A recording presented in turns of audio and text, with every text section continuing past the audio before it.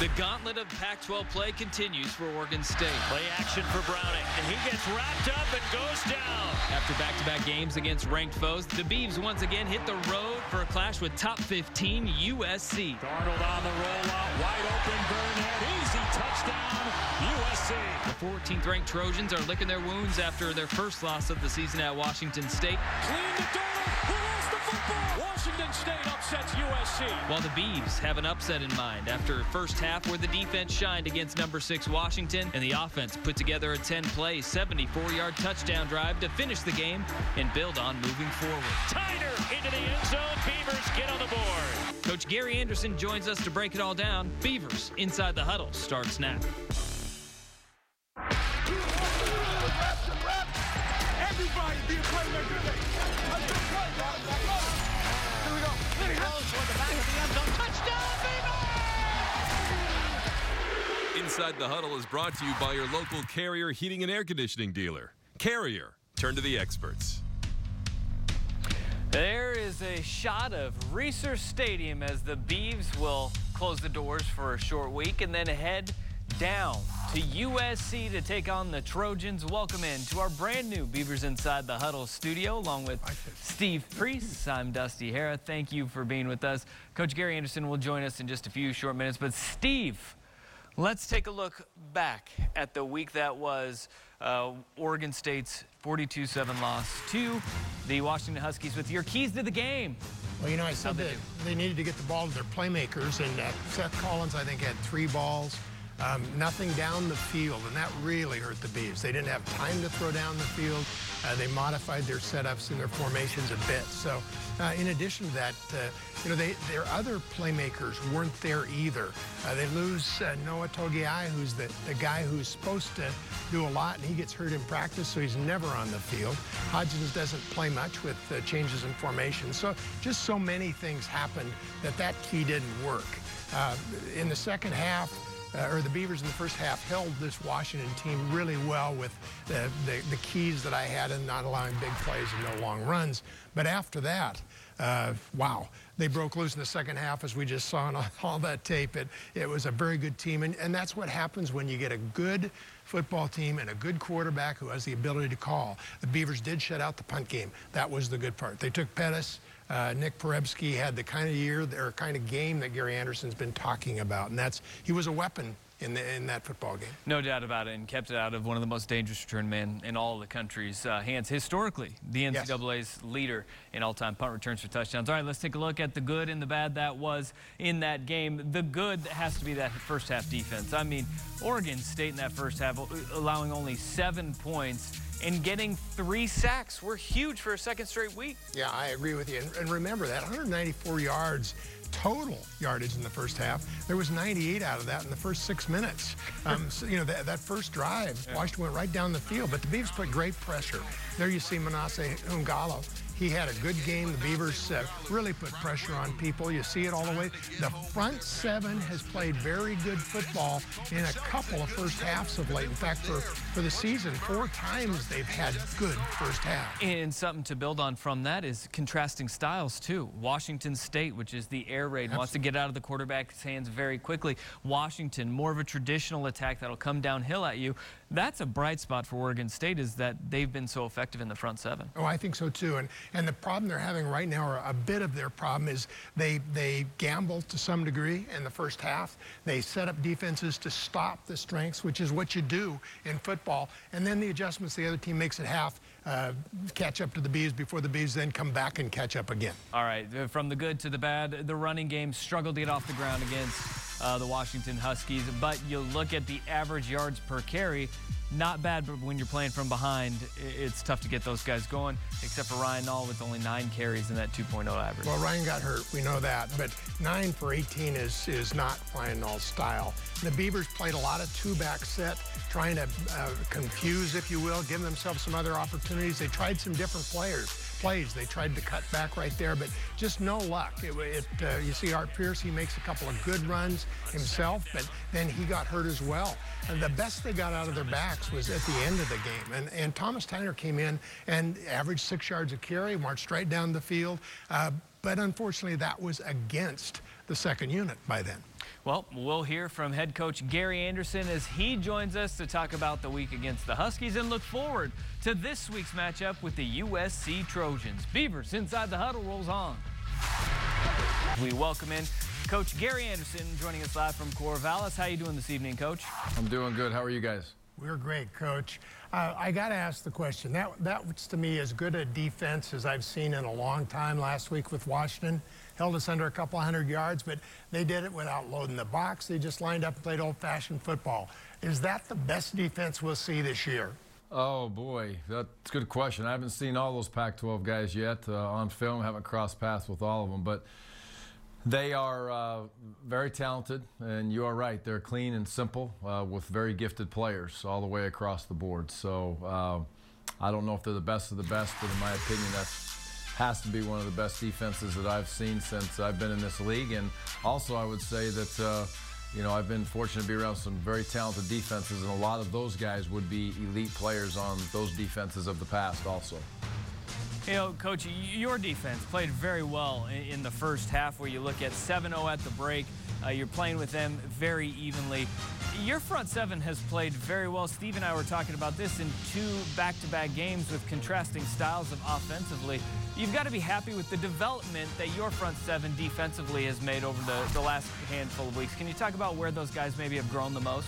You know, I agree with that. I think they've done a great job with Coach Chad. He's continuing to develop those kids. And where I would say they've gained the most momentum is in their toughness on the line of scrimmage, their ability to get into the trenches and really take pride in controlling, in this case with Washington, an offensive line that wants to get down and dirty with you. And they play a very physical brand of football, there's no doubt about it. And I thought that was a toe-to-toe matchup throughout the whole football game. And it's very clear that they're taking great pride in that, and also it was a fairly complex plan, and they handled that well. And you know, against Washington State, we were able to push the pocket and do some good things in that area in certain parts of that game. So I am proud of that crew. They're a group of kids that takes great pride in what they're doing, but overall their toughness has definitely improved, and they believe that they can line up and go, you know, toe-to-toe with any offensive line, which is where you need to be.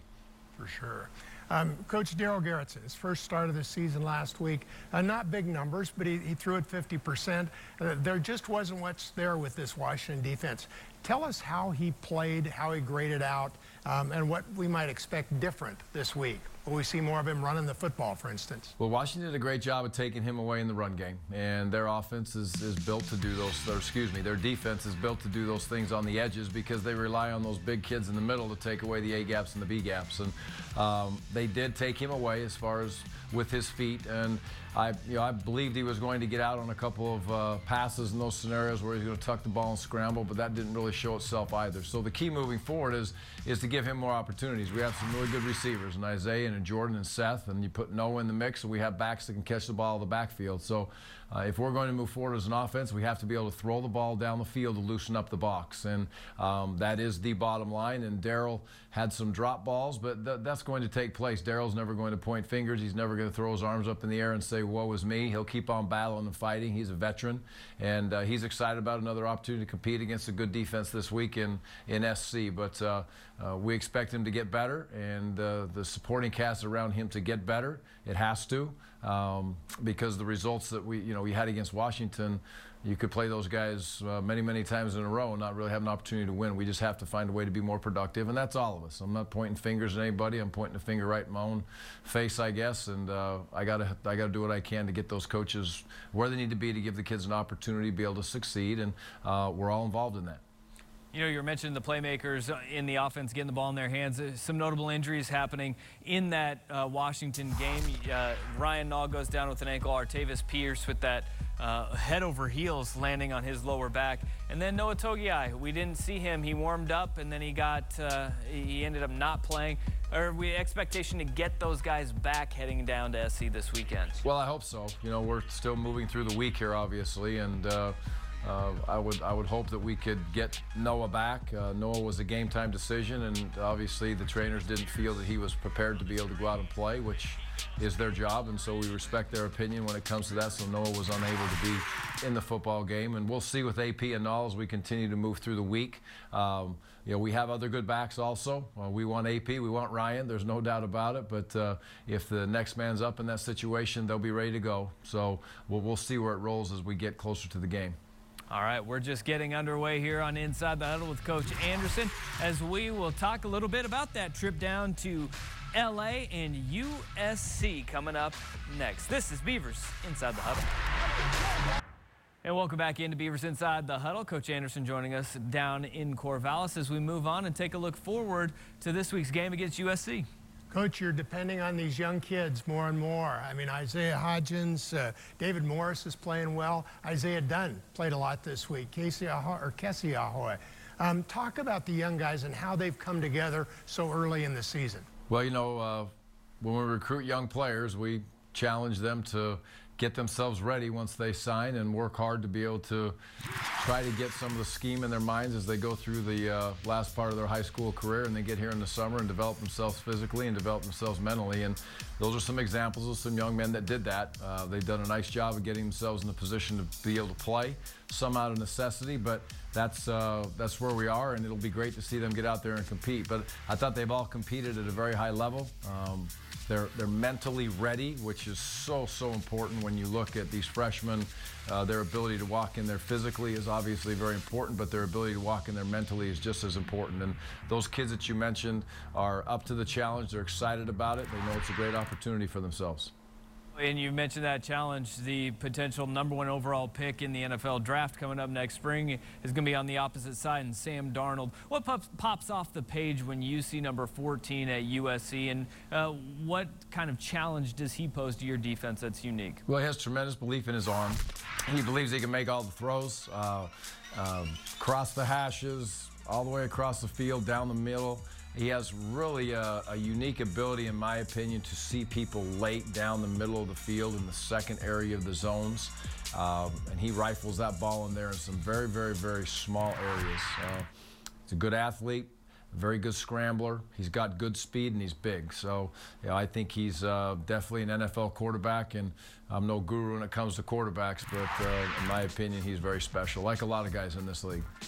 And just like all SC teams, they want to run the football. Ronald Jones is special, and their passing game is kind of unusual. You've mentioned what Darnold brings to it, but when you look at their statistics, Deontay Burnett has 39 catches. Nobody else on their squad has more than 14. Do the Beavers have to do anything special for him, or do you line up and play your straight coverages? No, you'll try to do some special things with that guy. We'll have to, especially with where we are with our numbers at corner. We'll have to play some things that hopefully we can confuse them. I thought we did a nice job of that last week in the first half, and hopefully we confuse them as an offense a little bit and not make them just everything that they've practiced is sitting out there and waiting for them to go take it. We need to be able to put some pressure on the quarterback. That's the best way to take care of a great wide receiver, is to not let that pitcher be clear for the quarterback or have people around him that have an opportunity to sack him. So, but he's a special player. You have to be able to at times bracket him. You have to know where he is all the time on the field, and they'll move him around. They don't leave him in the same spot all the time. So the ability to find him, and they'll know where we're youthful. They'll know where we're playing young players, and they'll obviously try to take advantage of that. We'll do our best. There's certain times when coverage gets to be man-on-man, one-on-one, and you have to be able to deal with that. And again, our young players will be excited about that challenge. On the other side of the football, your offense is going up against the USC defense that has had kind of its ups and downs over the course of the first handful of games. What do you see as the challenge, the biggest challenge posed from the Trojans' defense to what your offense is trying to do? Well, I believe our biggest challenge on offense is us. Us being able to be effectively run the plays that we believe are going to work, and have some ability to be able to move the chains, have the ability to get in the red zone, have the ability to score touchdowns when that happens to us. And SC is tremendously skilled. Again, they're not where they are, and they didn't do what they did last year because they don't have very good players. They have great players and good players all over the place, and the guys that come in behind them are really good players also. So, but we need to be able to establish an identity. We need to be able to run the ball ball effectively and then throw the ball. And we need to throw the ball in all three areas. We need to throw it short, in the middle, and then deep. If we can do that, hopefully we can loosen them up and the run game becomes a little bit more effective, which in turn will allow us to be able to stay on the field. So they're going to have a very good scheme. They have a great coordinator, some very talented players. But the biggest thing that we need to take care of is Oregon State. All right, let's have Steve digging deep into his bag for our Carrier Expert Picks, brought to you by our local Carrier heating and air conditioning dealers. Carrier, turn to the experts. Coach, I've already picked this young man once already, Manasseh. He's having one of those seasons, and he's really starting to catch it here. He's leading in tackles. He's leading in sacks. He's leading in tackles for loss. But most of all, he's a leader out on the field, and he hits hard. Tell us what strengths he has that makes him so special. Well, I think one of the things that's really helping Manasseh right now is those kids in front of him. They are doing a nice job of penetrating the line of scrimmage. They're doing a nice job of keeping some guys off of him when that's their job, is to keep guys off of him and let him run to the next level. He's really improved his pass rushing ability. It showed up. He had a great one against Washington State, or excuse me, I was against Washington this last game where he came back underneath and did some nice things. He's really developed into be a pass rusher that can beat you physically with his bull rush if he needs to, and he also has the ability to have some nice pass rush moves. He's a relentless player. He's sideline to sideline, and he's going to give you everything he's got. I've said it before, you know, it's been a pleasure all through this time that we've had with Manasseh to coach that young man, watch him grow on the field. Absolutely, yes, it's great to see, but much more importantly is his growth off the field and his ability to lead his team. All right, we still have more to come with Coach Gary Anderson as we get the keys to the game as the Beavers head down to the Coliseum for USC.